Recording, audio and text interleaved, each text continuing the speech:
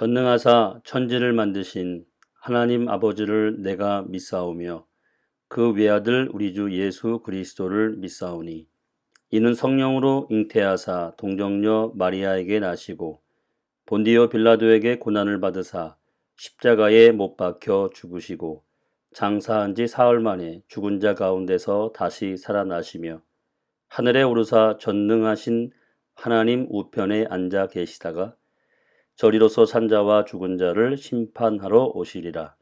성령을 믿사오며 거룩한 공회와 성도가 서로 교통하는 것과 죄를 사하여 주시는 것과 몸이 다시 사는 것과 영원히 사는 것을 믿사옵나이다. 아멘.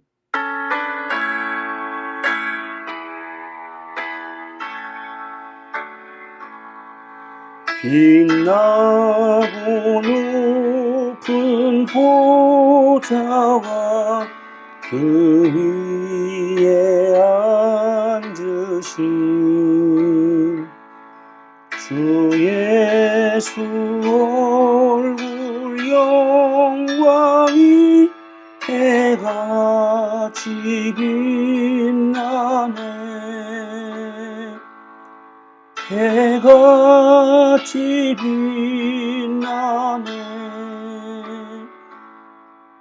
지극히 높은 위엄과 한없는 자비를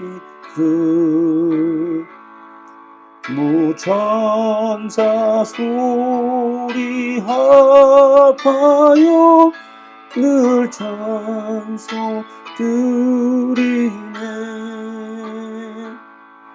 늘 찬송 드리네. 영죽을 나를 살리려 그 영광 떠나서 그 부끄러운 십자가 날 위해 지셨네. 날 위해 지셨네. 나 이제 생명 있음은 주님의 은혜요. 저 사망 권세의 길이 큰 기쁨 넘치네. 큰 기쁨 넘치네. 주님의 보혈 있는데 전한 몸 이르러 그 영광 몸소 배울 때 내 기쁨 넘치네. 내 기쁨 넘치네.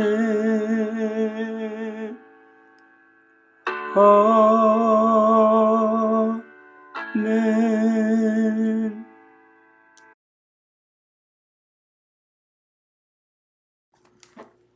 요한복음 2장 5절 말씀을 봉독하겠습니다. 그 어머니가 일꾼들에게 이르기를 무엇이든지 그가 시키는 대로 하세요 하였다. 아멘. 하나님의 말씀입니다. 예수님의 말씀이 우리의 삶에 섞이기 시작하면 물이 변하여 포도주가 되는 것처럼 놀라운 기적의 변화가 일어납니다. 그렇다면 구체적으로 어떻게 말씀을 섞어야 할까요? 오늘은 신구약 말씀을 우리의 삶에 잘 섞는 방법 3가지를 말씀드려 보겠습니다. 먼저 한 가지 말씀이라도 잘 섞어라입니다. 한 가지 말씀을 붙들었다. 이것은 삶 속에서 하나님으로 인해서 변화를 경험한 사람들의 공통된 특징인 것 같습니다. 장애를 가지고 국제사회복지사가 되어 가난한 이웃 나라를 돕는 김혜영 씨를 보면 중요한 것은 한 가지 말씀이라도 잘 섞는 것이다 라는 사실을 배우게 됩니다. 다시 말하면 성경 통독을 여러 번 하는 것보다 한 구절이라도 그 구절이 내 삶에 영향을 미치면 성경 통독을 얼마나 많이 했는가 보다 그 한 구절이 더 큰 유익이 있다는 말씀입니다. 김혜영 씨가 숨지마 내 인생이잖아 라는 책을 썼습니다. 김혜영 씨의 아버지는 혜영 씨가 태어날 때 또 딸이 태어났다라고 내동댕이 쳐서 김혜영 씨 척추가 상했고 더 이상 키가 크지 않게 되었다고 합니다. 집이 가난해서 일찍 직업학교에서 일을 배웠습니다. 그러다가 믿음의 사람 최영숙 선생님을 만났고 선생님은 하나님의 말씀을 전해 주었습니다. 한마디 말씀이었지만 그 말씀이 혜영 씨 마음에 자리 잡고 마음에 섞이게 되었습니다. 그 한 말씀은 바로 하나님이 혜영이 너를 사랑한단다 였습니다. 재벌이 사랑해 주는 것도 아니고 보이지 않는 하나님이 사랑한다는데 그녀는 이 말씀을 붙들었고 마음에 잘 섞었습니다. 그리고 하나님의 사랑을 의지하며 매 순간순간 도전하는 삶을 살게 됩니다. 숨어 지내고 싶은 인생이었는데 숨지 않게 되었고 숨지 말라고 외치는 인생이 되었습니다. 그녀를 변화시킨 말씀은 성경 한 권이 아니었습니다. 성경의 핵심 메시지 바로 너를 사랑한다 였습니다. 이처럼 한 가지 말씀이라도 잘 섞는 것이 중요하겠습니다. 두 번째로 그러면 한 가지 말씀을 만나기 위해서 우리가 한 가지 말씀을 잘 섞기 위해서는 평소 훈련을 해야 한다는 것입니다. 내 마음에 섞어야 하는 말씀을 찾는 노력, 이것이 바로 기도가 아니겠습니까? 기도한다는 것은 이 상황에서 나의 뜻도 있지만 하나님의 뜻도 있기에 하나님의 뜻을 구한다는 것이 바로 기도라고 저는 생각합니다. 직장 동료나 친척이 갑자기 자신에게 어려운 일이 있으니 도와달라고 합니다. 이럴 때 어떻게 해야 할까요? 나의 뜻이 있지만 또한 이 상황 가운데 하나님의 뜻이 있지 않겠습니까? 이럴 때가 바로 하나님의 말씀을 섞어야 하는 때입니다. 히브리서 11장 6절 말씀도 떠오르고 마태복음 7장 7절 구하라 찾으라 두드리라 하신 말씀이 떠오릅니다. 말씀을 섞으면 그들의 도움을 외면할 수는 없을 것입니다. 그래서 말씀대로 해보는 겁니다. 기도하면서 구하고 찾고 두드려 보는 겁니다. 그러면 말씀대로 문제 해결의 방법이 보이고 길이 열리고 문이 열리는 것을 경험하게 되지요. 세 번째로 이런 평소에 훈련이 부족하다면 훈련된 분들의 도움을 받아야 한다입니다. 어떤 상황과 어떤 마음에서 어떠한 말씀을 섞어야 하는지를 평소 연구해야 하고 또 연구한 분들의 도움을 받아야 합니다. 담임 목사님들이 도움을 줄 수가 있습니다. 찬송가 136장은 수원 새생명교회 이무경 목사님이 작사한 곡입니다. 경기도 광주에서 이 목사님이 목회할 때인데 재정이 너무 열악해서 6개월간 목회자가 없었던 교회였다고 합니다. 점심때가 됐는데 아내가 밥을 안 하고 벽만 보고 있더랍니다. 여보, 밥 안 해요? 그랬더니 아내가 양식 떨어졌어요. 그러고는 어깨를 들썩이며 울더랍니다. 이 목사님은 조심스럽게 그러면 어떤 목사가 양식 없어서 빈상 놓고 먹는 훈련을 했다는데 그거 하자고 그렇게 얘기를 했고 그래서 애 셋을 앉혀놓고 날마다 우리에게 양식을 주시는 노래를 부르고 마태복음 4장 4절 말씀을 이 상황 가운데 섞었다고 했습니다. 사람이 떡으로만 사는 것이 아니요. 그리고 찬송 태산을 넘어 험곡에 가도 이 찬송을 불렀습니다. 이상하게 이 예배를 드렸는데 아이들이 밥을 달라고 말을 안 하더랍니다.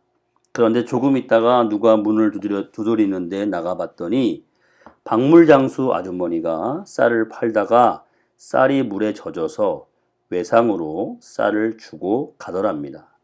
그때 이후로 정말 신기하게도 굶어 본 적이 없다고 합니다. 이 목사님은 또 이 목사님의 가정은 사람이 떡으로만 사는 것이 아니라는 말씀을 마음에 섞었고 그 말씀이 놀라운 기적의 변화를 가져왔다는 것을 알 수가 있습니다. 하나님은 말씀 맡은 자들을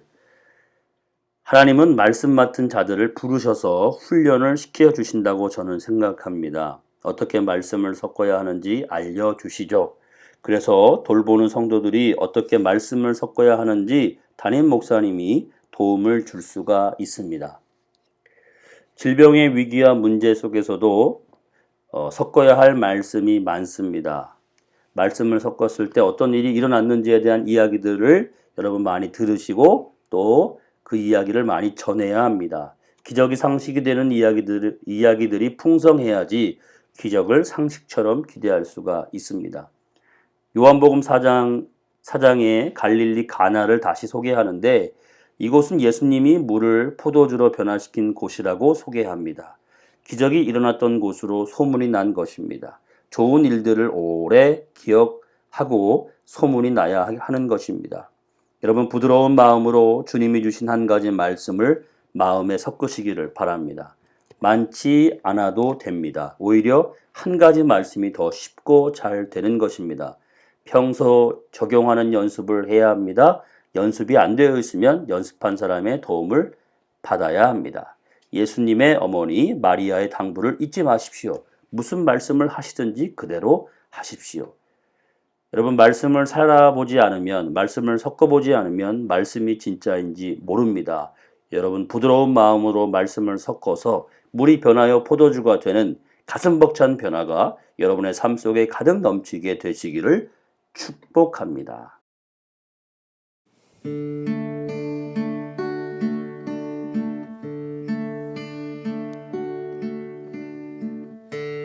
주를 위한 이곳에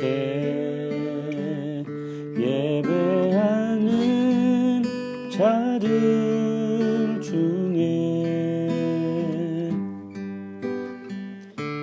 그가 찾는 이 없어 주님께서 슬퍼하시네.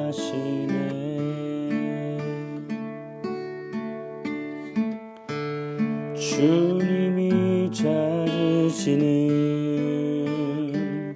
그 한 사람 그의 배자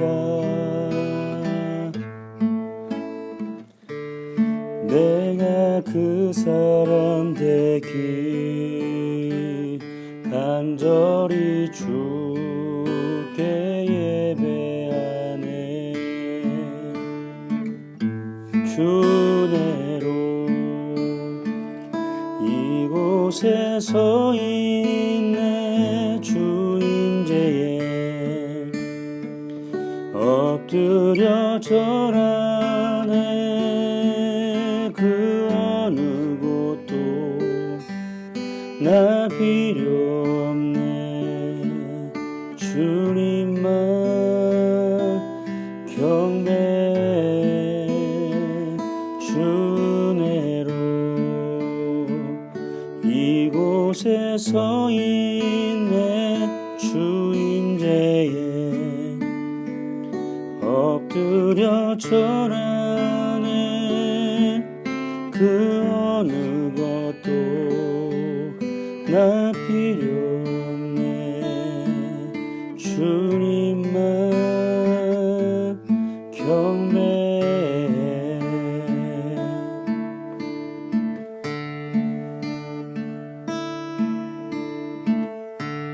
주를 위한 이곳에 예배하는 자들 중에